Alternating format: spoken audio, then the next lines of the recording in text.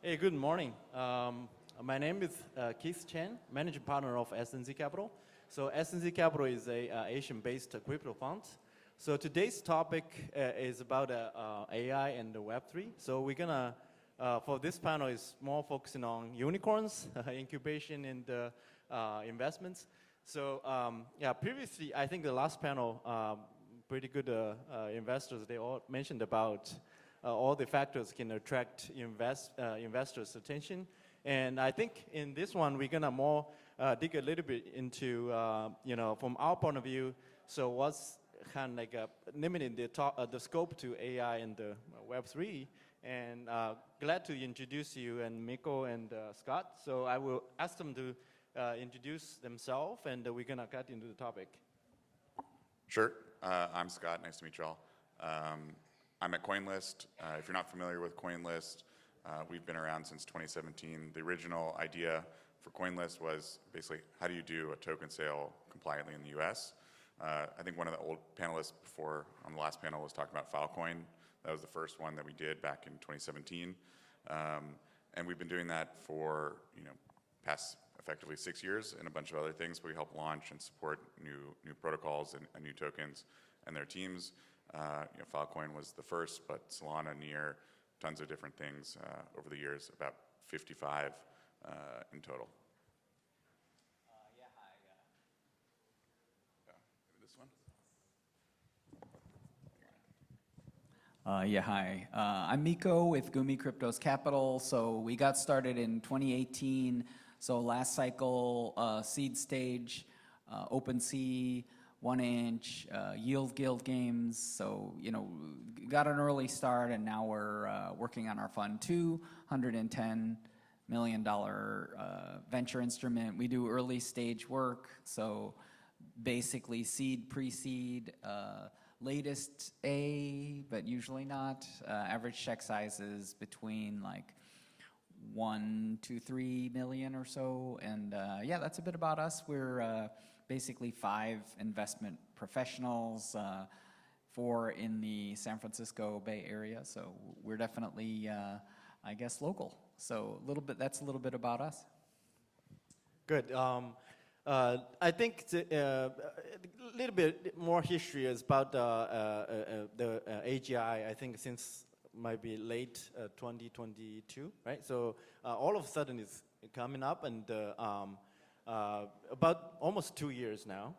So the first question I'm gonna throw to you guys is, how do you guys, like a more impersonal, kind of like what's the most kind of impressed you, or like in the whole history of like, because the very beginning we talking about foundational models, and then applications later on, and ChatGPT, and then this year we're talking more about agents and stuff, right? So during the journey, what kind of like your experience or your impression about the whole AGI and this kind of, because compared to previous, like it's different, right? So what's your personal opinion and the experience on that? Yeah, thanks, Scott. So I'm not new to this game. I actually got started building my first backpropagation networks at Yale Neuroscience in 1990. So I was working on a 33 parameter backpropagation abstract neural network, and 33 parameters, not 33 billion. So really have been at it for a little while. And in terms of what I'm impressed by, like, of course, I would say that there are several exceedingly large things that have happened, right? So if you look at backpropagation, error backpropagation is basically what everyone calls machine learning now, right? Like, that's one of the most important papers. And no, Jeff Hinton did not invent backpropagation, even though he did win a Nobel Prize. I do think that the other things that happened, though, that were really big are the P in GPT, which is pre-training. And Jeff Hinton did not invent pre-training either, although his paper, 2017, pretty seminal. So pretty important work, right? And obviously, hidden layers and the emergence of this type of capability is important. But I would say that the final capstone has been really the T, which is Vashwani, the transformer paper, right? Attention is all you need. So the attention mechanism basically blew all the recurrent network stuff out of the water. LSTM blew it out of the water. So like, you know, you guys should definitely be reading the Transformers paper. So like, you know, so I think what's really happened largely is kind of like in the area of GPT, especially in the area of things like language modeling. But I would say that like the place where I'm actually most excited is actually reinforcement learning. And I feel like reinforcement learning is where the future lies. Because I feel like what's happened is I'm with Yuval Harari, which is that, you know, this is actually not artificial intelligence, it's alien intelligence, which is that we've introduced a new intelligence onto the planet for the first time, right? And I think that we're in a really weird era because there's this remarkable non-equilibrium state transfer that happened at the beginning of life on the planet. And this was basically the fitness function before that was really just the second law of thermodynamics. But as soon as you have the phase transition into life, then you have a new fitness function, you know, which is basically just individual survival, right? And solving the so-called energy equation, right? And then now we actually have a third fitness function, which is when you look at reinforcement learning, we now have these creatures that can actually be fit to do anything. So basically, we can teach them to go after anything we want, right? Which is a super amazing thing. Obviously, we can teach them to be malevolent, or we could teach them to be benevolent. We can teach them to be anything we want to teach them to be. So, you know, I think we've definitely reached an amazing era of, you know, I think in the history of life on Earth, basically. I really like this idea of alien intelligence. I completely agree with that. I think that's probably is what is most, you know, kind of exciting to me is not so much, you know, that all the LLM models, ChatGPT, all these things that they're interesting and really cool, and a lot of things that people were doing or thinking about initially. Obviously, there's a huge wave of funding for all these different things, but like in the AI agent world, like I think it's very clear that we're going to have very kind of programmatic, you know, not programmatic in the traditional sense, but if I want to book, you know, a vacation or whatever, I can go tell my AI agent at some point in the next few years, go book, you know, me a travel to Paris. I want to go to XYZ restaurants, and it'll go do this, and it's pretty straightforward, relatively linear, but obviously very complex. But I think what's, you know, quite interesting and exciting is that stuff is obviously productive and useful, but it's kind of the things that we don't know that are going to happen, and that feels very optimistic. In my view of the world, at least, you know, you start seeing, you know, you put a bunch of inputs in, and at some point you don't actually know all the outputs that are going to come out, and that is kind of exciting in the sense of, you know, we just don't know what's going to be built, and that's why I'm excited to, you know, learn. And I don't think we have that many moments of like that level of excitement, you know, in history, you know, on the scale of human history, sure. But, you know, in the past, you know, couple decades, there isn't a lot of technologies where you can say, I actually don't know what's going to happen in 5 years from now. I do want to just pile on a little bit, right? Which is that when we think thesis development, we think about the 4 to 7 year window, and we look for drivers, dislocations, and dissatisfactions, right? And so the drivers are all essentially exponential, and one of the really weird drivers is actually birth rates. So as you see, like, really developed nations, you see this kind of birth rates going off a cliff, right? But the thing that's really fascinating about AI and its counter effects, right, which is that when you think about the emergence of sustainable power, right, like what's happening with these like huge AI data centers is that large companies are now dropping their own nuclear power plants, right? So if it's like, okay, let's get like a 5 gigawatt data center with a nuclear power. So it's actually driving the tail, AI tail is actually wagging the energy dog, right? So if we get abundant energy, the thing that we get out of that is we really get continued growth of the economy, because even with 10 billion, if you cap out the world population at 10 billion humans, the number of intelligences can be like, you can have like 10 to 1 robots to humans, and then if you have unembodied intelligences, the ratio could be 100,000, and all of them are productive, and like as opposed to humans who like produce trash and litter. You know, these things actually pick up trash and litter, right? So like in terms of the kind of effects of continued growth of the world economy, you know, as long as we get the energy lever, you know, we continue to see exponentiality. So, you know, I think, you know, I just want to back up Scott and say, like, we're in a really, really tremendous zone, right? Because I think people are terrified of Japanification, right? Which is just aging population and no workers. But I think the workers are, they'll be here soon. Good. Yeah, set up the background. I think it's just like a personal experience, but bring back to the investment environment, also the startup side. For my personal experience, I think start from before 2022, before the AGI, I'm trying to look into some of the combination between just like because as an angel investments or like a VC, we're trying to like a little bit explore a little bit ahead of the time, or not even ahead of time, but to do some like a risky investments, right? So I looked at some of the projects with neural network.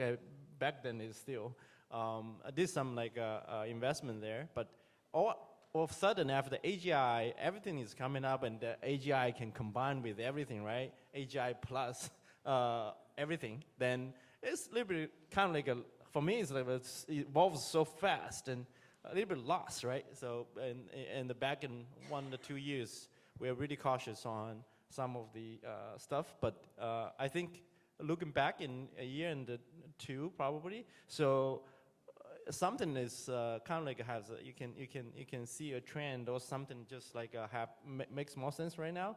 So as an investor, and also Scott is from CoinList, so what kind of like your personal or like your fund criteria or thesis on the AI side or AI plus Web3 side makes more sense for you guys to bet on? Yeah.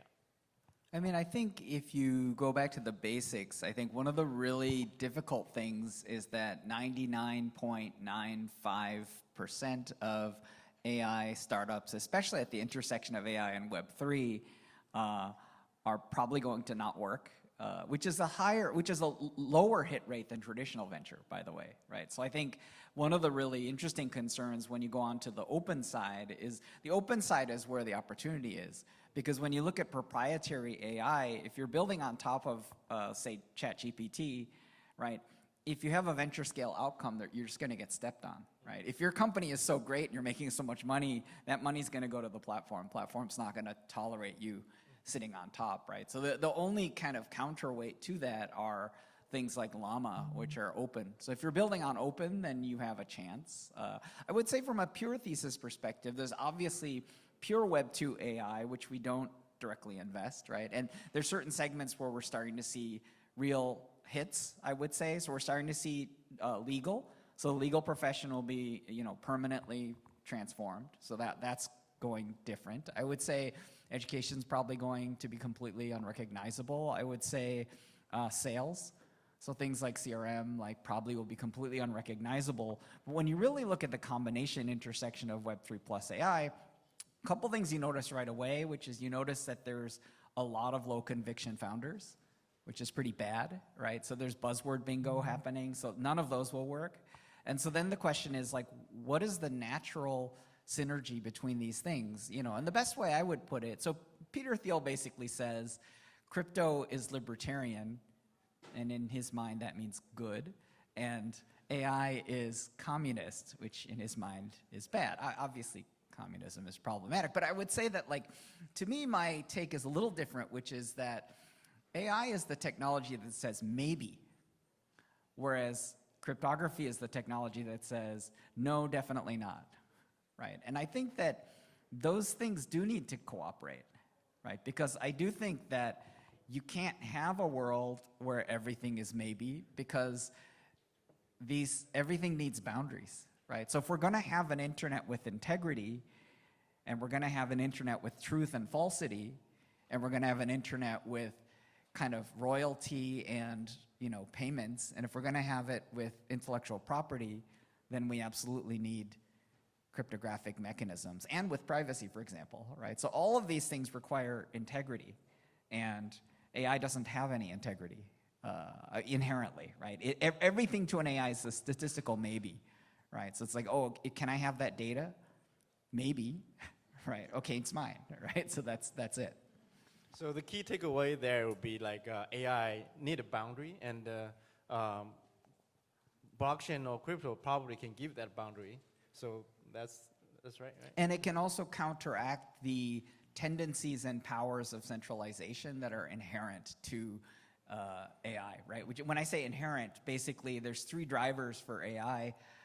It's really talent and compute and data.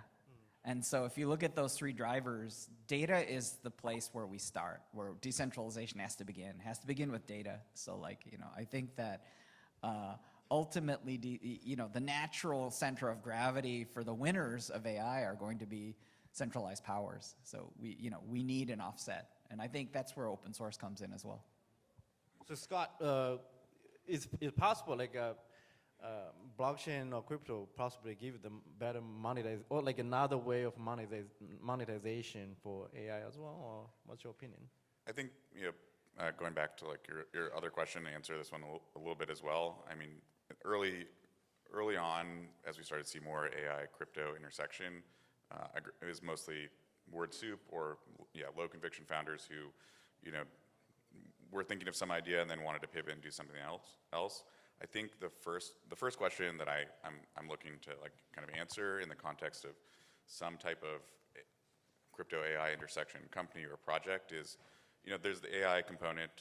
I'll put that aside because mostly we come from a crypto part first. Why are you using crypto at all to build your thing? Like, what are the benefits of using Web3 or blockchain rails? That tends to be something around decentralized coordination almost always. I mean, that's decentralized coordination at a massive scale. And so where are you applying that like concept to the AI, thing that you're building? Many things could be built without any blockchain component, and then you slap something on it. And then there's things that are greatly enhanced by, adding some, giant coordination mechanism, global scale coordination mechanism, or cryptographic, proofs to verified data. There's a bunch of different things. So I don't know if that totally answered your question, but I think that's like what I'm in general trying to look for, and that manifests itself in different formats. On the data side, how do you coordinate collection of data that otherwise doesn't exist? How do you verify data is real and the data that's provided? How do you verify outputs of those things were done properly? There's a lot of things like that. Obviously, there's the compute side, which sometimes I'm in agreement with it, and sometimes I'm not. But I think there's a bunch of different things. But how do you leverage the power of Web3, which tends to be this massive scale decentralized coordination layer, and put that towards whatever you happen to be building? Yeah, I think, my personal experience, when I look at the AI and crypto as well, so 3 things, or like 3 layers I'm looking at. One is also, you mentioned, Scott mentioned the data, right? Your verification, the data resource, and this data sets is, because now in traditional like AI, people questioning about how could you get this data and how do you use that data. Maybe some of the data is personalized, but you use it without our permission, and that may be a problem. And how do you verify those data source are valid? So for training is garbage in, garbage out, right? So that's one thing. And the other thing would be like in the model level. So how could we leverage, like Miko mentioned, the boundary? How could you use that model or agents to do things? They need a boundary. How could we define a boundary? And probably you can do more like a committee or like a decentralized way. People can vote and let people decide, right? And the other thing, definitely the legal side. People are pushing in that level. The third level would be computation resources. Previously we argued about this H100, A100 could be like a really rare resource in the past 1 year, 2 years. But recently a paper, article written by Eugene, he have prediction that next year or like a year later, or like later, this resources won't be rare and will be cheap, and that anticipation has been put there. So I think in those three different levels, actually, crypto definitely provide a marketplace could be potentially for that. I think that's, in my point of view, would be like those three kind of like a fields can combination. But definitely there's a huge space you can explore is the application side, right? So you use the kind of like crypto potentially can provide a different business model. In the last the discussion, they mentioned the DeepIn and all kinds of stuff, right? So I think it's a totally different business model can also for people to explore, or founders to explore, yeah. I think one of the things that I'm very kind of passionate about too is that a lot of venture stuff ends up getting priced in, right? So a lot of the linear investment paradigms are priced in. So for example, like AI is taking off, so invest in AI, right? Like, so there's a lot of stuff that gets priced in through that, right? So in a way, like the question becomes, what are the drivers, essentially dislocations and dissatisfactions, right? So if you look at the kind of what's downstream, then it starts to become kind of intriguing to contemplate like things like social impact, right? So for example, if you look at what Satya Nadella is doing, like obviously there's a huge investment in OpenAI, but they're also doing Activision Blizzard, right? Because, you know, once AI takes all your jobs, then you'll mostly play video games, you know, and you know, really the point that I'm trying to drive home is that, you know, AI is obviously very, very large,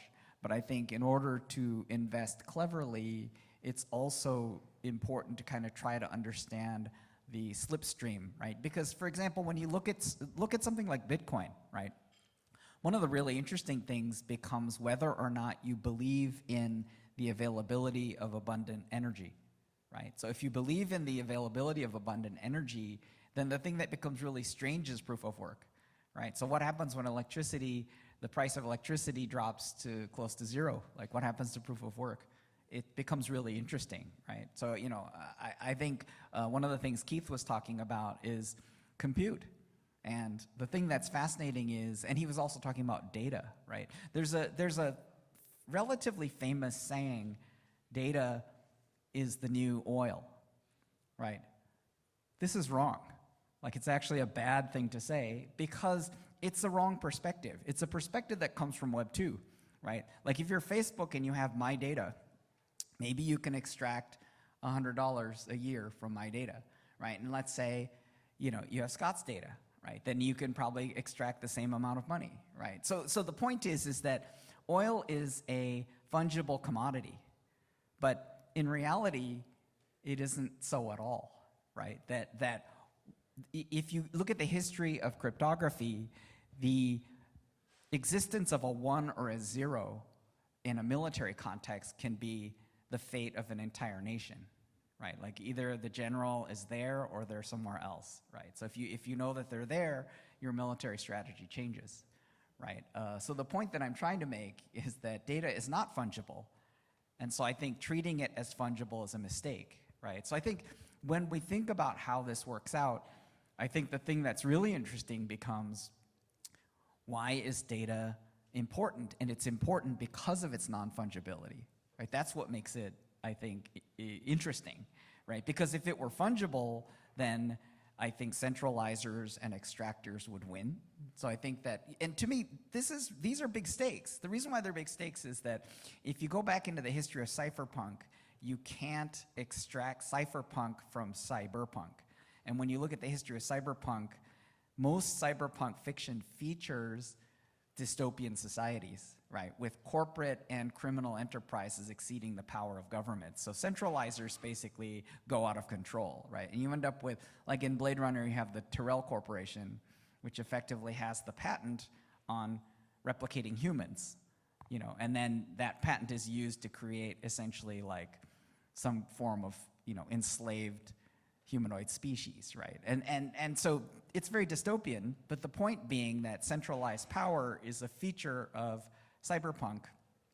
And what I'm asserting is that if we get abundant energy, we don't have to actually have that future, right? And that AIs can actually have a fitness function outside of just pure extraction, right? So that's really interesting. And the question becomes, whether you want to invest behind the dystopian or whether you want to invest behind the utopian. And you know, in a way, as a professional venture, the word professional in front of the word investor means other people's money, right? Because you have to, professional means you get paid, and you get paid by what? Fees, right? So the point is, if you're a professional investor, you actually have to invest in what you think is going to happen and not what you want to happen. But I actually think what I want to happen is going to happen. I think we're going to get the energy, and I think we're going to have an amazing world and society. I have a good investment idea that I can't execute, but basically what you're saying is all, you know, energy, very, very big commodity. All these Bitcoin miners, they move to the US and other places in the world. They need dedicated energy resources. They get tapped into local power. GPU compute is way more valuable for all these things. Someone out there, it's not gonna be me because it's not my business, is gonna roll these up and stick, you know, compute back in those spots that Bitcoin miners were. I'm sure someone's thinking about this right now, but there's a huge amount of roll-up opportunity there. So just a random investment idea, but someone can execute on it. And the thing that's exciting when you think about the cheap energy thesis is that if energy does become abundant, then you start to actually look at the idea of backing with compute as a pretty viable construct, right? Now, obviously, like when you look at Ethereum, it's proof of stake, but at the end of the day, the vending machine runs on gas, right? So in a sense, that is compute-backed.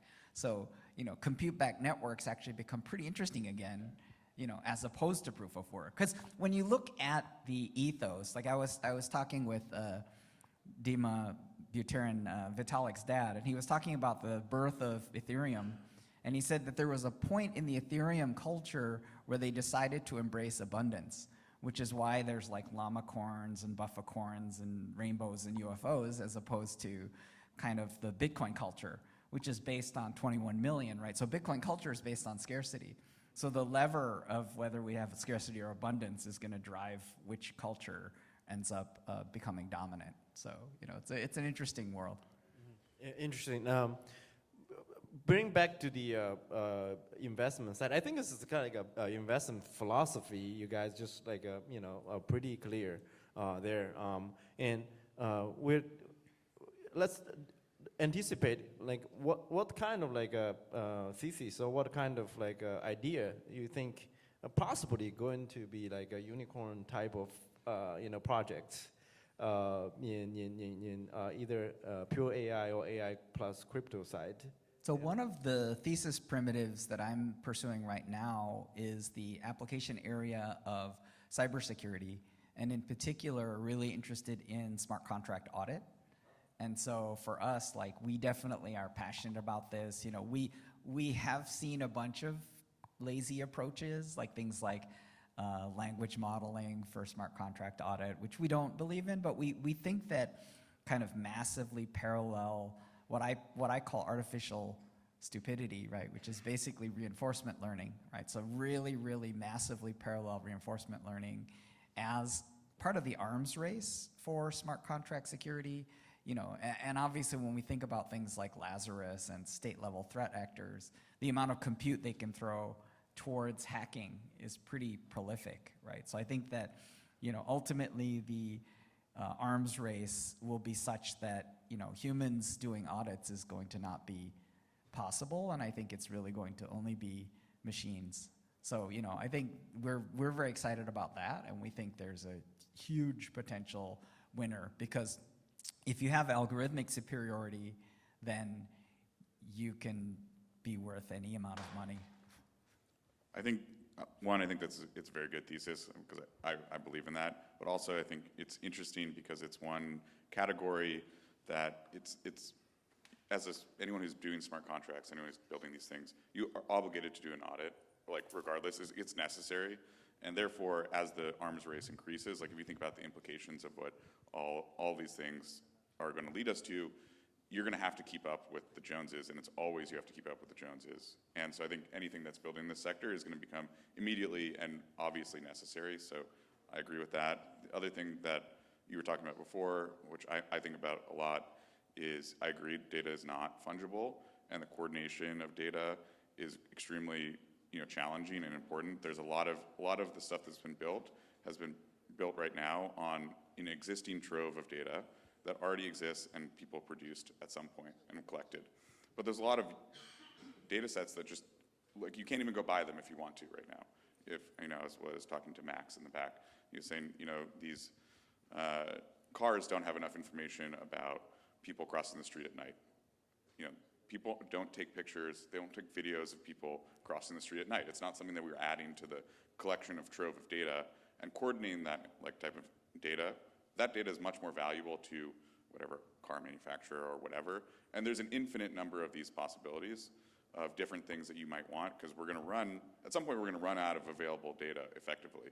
And coordinating the specific types of data is clearly something that crypto can help you do and makes it easier to do than trying to coordinate something. Again, you're coordinating something at a global scale, hopefully at a very cheap cost. So that's one area that I'm looking at.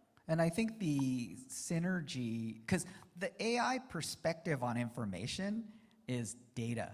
So if you're coming from AI, the way you look at information is data, right? But when you actually are coming from cryptography, the way you look at information is actually secrets, right? And so if you're looking at the world from the perspective of secrets, you actually have a completely different worldview. Because here's the bottom line. It's like, if you look at the way Jensen Huang talks about this, he really talks about it in the context of tokens, right? So he's basically, and by the way, not crypto tokens, he's talking about effectively like, floating point numbers, right? So he's really talking about kind of like how the world will become, I'm sorry to say token economy to Scott, because he means a different kind of a token, right? But what he's talking about is essentially, that a token is effectively an idea, right? And so, it's a symbol, right? And so the thing that's interesting is that when you think about something like the role of a big open source model like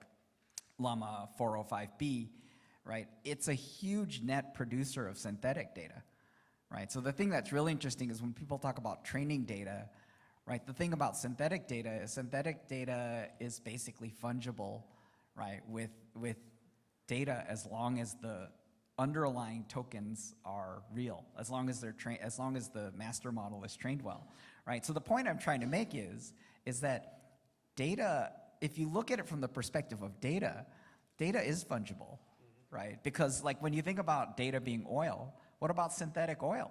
I can stick that in my car and it runs just fine, right? So what I'm trying to express that the lens of the world through which we think about data as being oil and fungible, like it's actually very low value. What's going to be high value is secrets.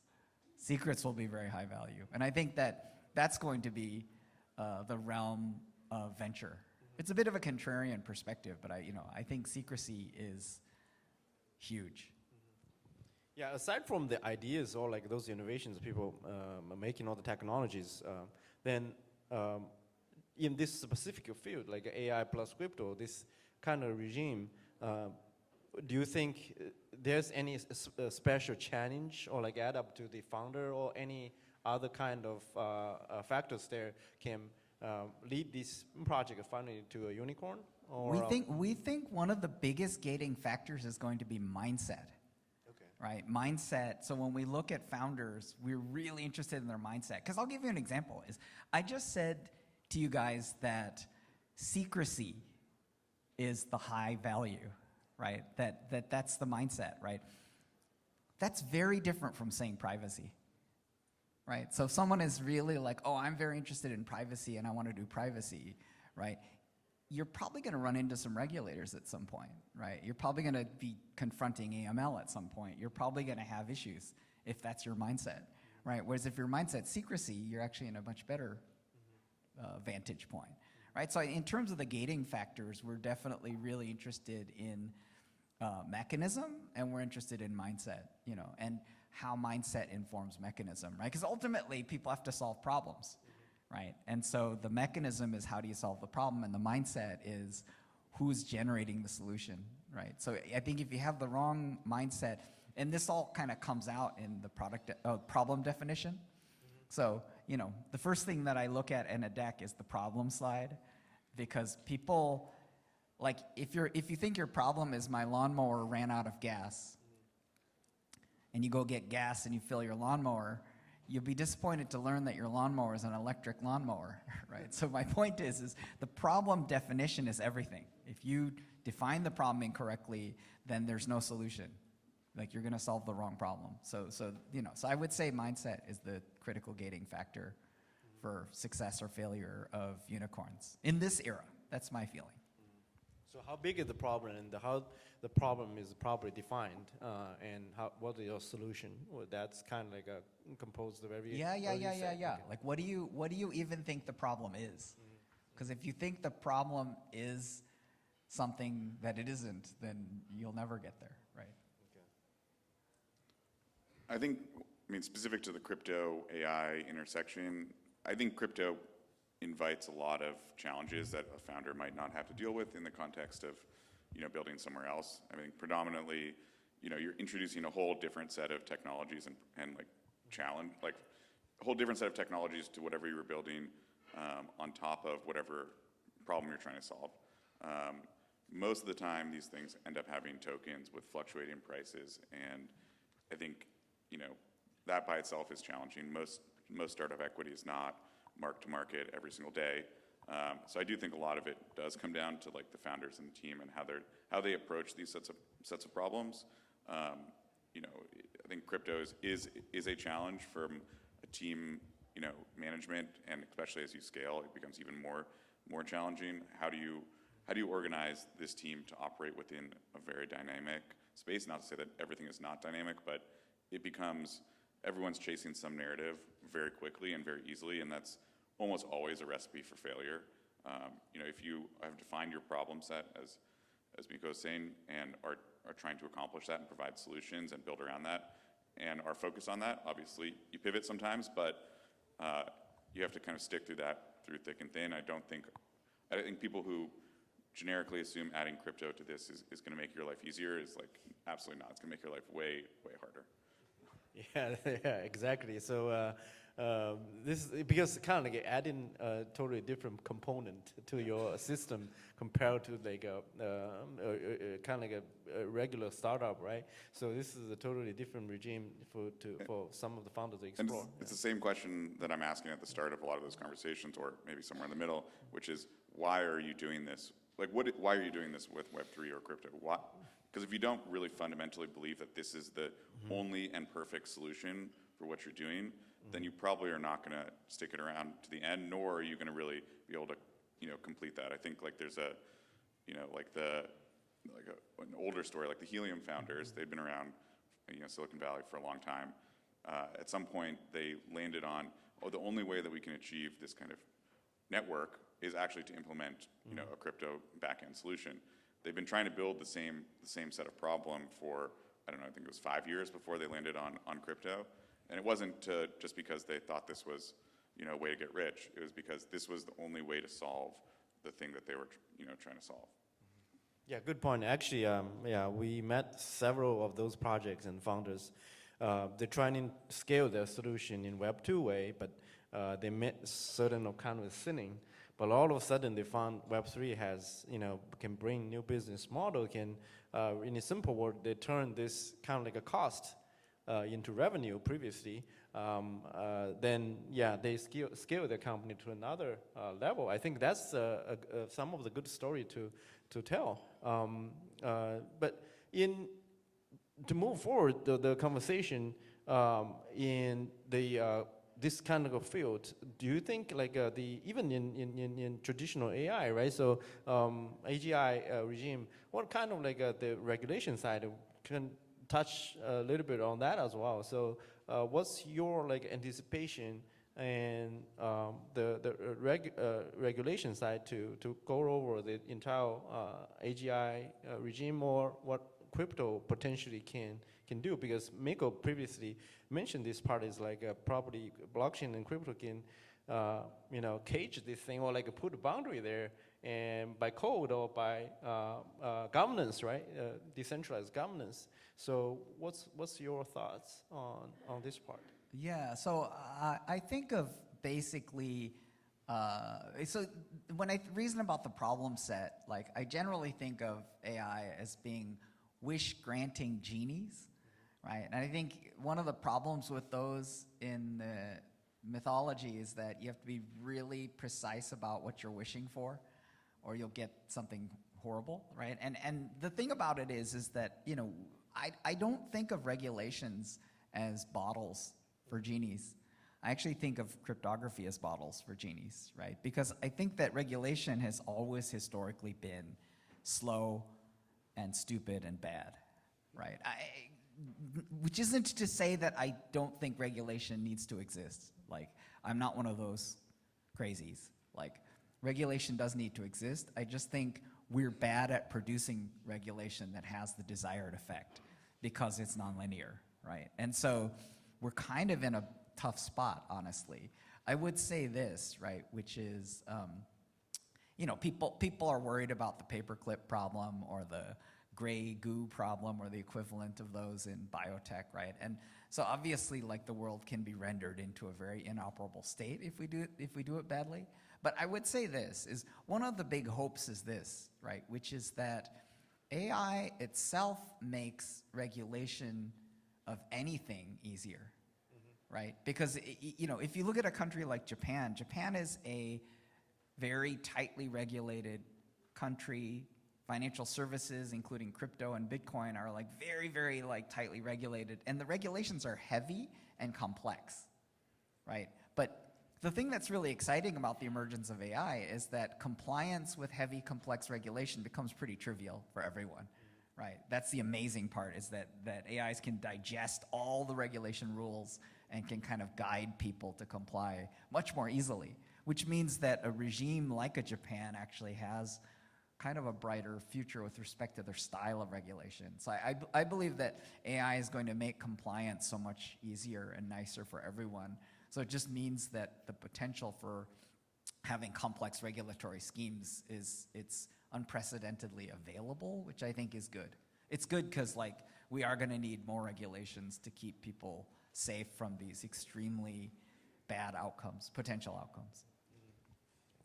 I think on the general global policy regulation perspective, I think everything is going to outpace that really, really fast, and there's nothing's going to. We may come up with some regulations, but they'll be 5 years too late, not covering the right thing because it's not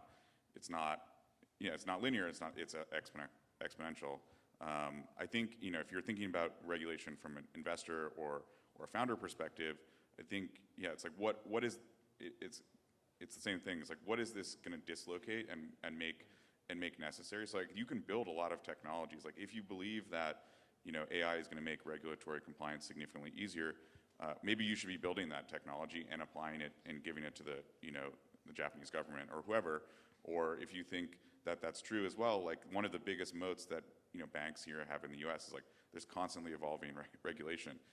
No new startup is going to create a new bank. No one does that. I mean, you can, but it's extremely costly, costs a huge amount of money, and a lot of that is due to, you know, compliance obligations. Maybe you should be building a new bank, you know, because now, in a few years from now, it'll actually be substantially easier. Those costs of compliance are not, you know, 20% of all of your revenue. Now they're only 2%. So you can compete with them at a much lower, you know, much less capital base to get started. And by the way, we have a basically contrarian thesis around RegTech. So up until the advent of sophisticated AI, we were anti-RegTech, and now we're pro. So like, if you guys are working on RegTech plays, I'm happy to hear those. Yeah, I think time is almost there. So let's wrap it up. We talked about like in general, like the background of the AI, and also talk about a lot about the unicorn perspective, what kind of factors gonna lead the founders there, and we touched a little bit on regulation. To wrap it up, just like what's your anticipation on? Oh, do you have a question? Okay, just say it. Thanks for the panel. I was wondering if you guys believe on future unicorns, on this cliche idea perhaps everything automized in a one-person kind of AI unicorn. Do you guys, since you guys have been catching unicorns for a while? I was wondering- It's a very cliche question. I have more, but I think So the idea along with of the a unicorn company with only one employee, I think makes a ton of sense. And I think that a unicorn company with 0 employees also makes sense. So, you know, so we will see those. I think that's a good wrap up actually. Yeah, we can. AI is possible for a lot of stuff, and one person team, one person like a unicorn.